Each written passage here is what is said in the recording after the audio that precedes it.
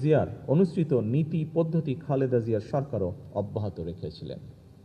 বেগম খালেদা জিয়ার নেতৃত্বে বিএনপি সরকার 1991 সাল থেকে 1996 সাল এবং 2001 সাল থেকে 2006 সময়কালে আমাদের সশস্ত্র বাহিনীর শক্তি, দক্ষতা এবং সক্ষমতা বৃদ্ধির জন্য গ্রহণ করা হয় নানামুখী পদক্ষেপ। 1991 সালে বিএনপি সরকার দায়িত্ব নেবার পর আর্ম ফোর্সেস ডিভিশন পুনর্গঠন করে 3 বাহিনীর মধ্যে সমন্বিত ভূমিকার পথ প্রশস্ত করা হয়। এ সময় সেনাবাহিনীর সক্ষমতা বৃদ্ধিতে 21টি ট্যাঙ্ক, 670টি ATGM, 105টি APS, 37 মিলিমিটার বিমান বিধ্বংসী গান সহ ইউনিট গঠন, 74টি 122 mm গান সংযোজন, আর্মি এভিয়েশনের জন্য 3টি বেল হেলিকপ্টার সহ অনেক অস্ত্র এবং সরঞ্জাম সংযোজিত হয়েছিল। নৌবাহিনীর সক্ষমতা বৃদ্ধির জন্য 1992 সালে 4টি মিসাইল বোট, 1994 সালে 4টি মাইন সুইপিং জাহাজ, 2002 সালে বাংলাদেশ নৌবাহিনী জাহাজ সালাম ও অগ্রদূত, 2003-4 সালে 5টি OPV, 2টি পেট্রোল ক্রাফট, 2টি টাগবোট সংযোজিত হয়।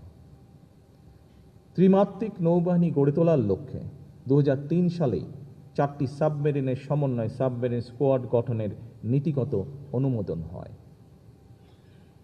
যার ধারাবাহিকতায় 2017 সালে 2টি সাবমেরিন নৌবহরে সংযুক্ত হয়েছে। যুদ্ধ জাহাজ ও টহল সক্ষমতা বৃদ্ধি, উপকূলীয় নজরদারি এবং সামগ্রিক নিরাপত্তা ব্যবস্থার উন্নয়ন এবং আন্তর্জাতিক সহযোগিতা সম্প্রসারণের মাধ্যমে বাংলাদেশের নৌবাহিনীকেও আরও শক্তিশালী ও কার্যকর বাহিনী হিসাবে গড়ে তোলা হয়েছিল। বিমান বাহিনীর শক্তি বৃদ্ধির জন্য 1991 থেকে 96 সাল এবং 2001 থেকে 2006 সালের মধ্যে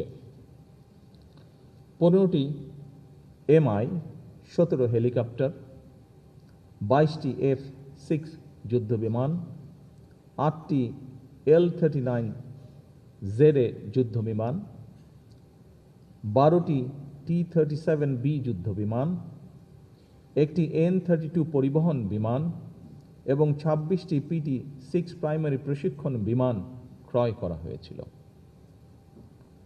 একই সাথে বগুড়া ও মৌলভীবাজার রাডার ইউনিটের মাধ্যমে বিমান বাহিনীর রাডার নেটওয়ার্ককে করা হয়েছিল শক্তিশালী। 101 বিশেষ ফ্লাইং ইউনিট স্থাপন করা হয়েছিল, যার মাধ্যমে আকাশ সীমা পর্যবেক্ষণ ও প্রতিরক্ষা ব্যবস্থাকে করা হয়েছিল আরও শক্তিশালী।